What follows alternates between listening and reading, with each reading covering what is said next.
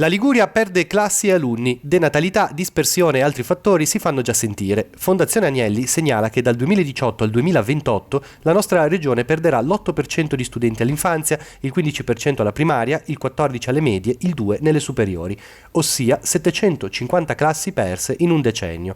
Il caso Genova è emblematico, dal 2016 ad oggi il capoluogo perde studenti ogni anno sia nelle statali sia nelle paritarie. Tra lo scorso anno e quest'anno noi in Liguria abbiamo perso circa 54 classi e abbiamo circa 2000 alunni in meno. Non serve tornare a parlare di gabbie salariali, dice la sindacalista, riferendosi alle ultime dichiarazioni del ministro Valditara. Il governo deve sì intervenire, ma investendo di più in spesa pubblica e riflettendo, ad esempio, sugli organici. Noi abbiamo un'assegnazione organica che è a livello nazionale ed è data e parametrata proprio su uno degli elementi che è il numero di alunni.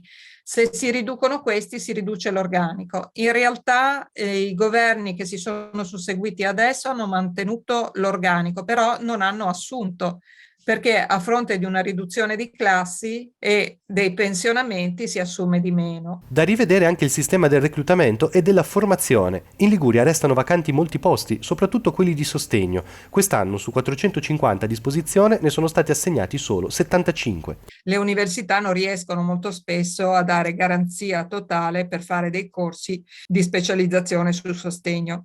Inoltre il personale che si specializza sul sostegno, se poi non è abilitato, non può comunque entrare in ruolo.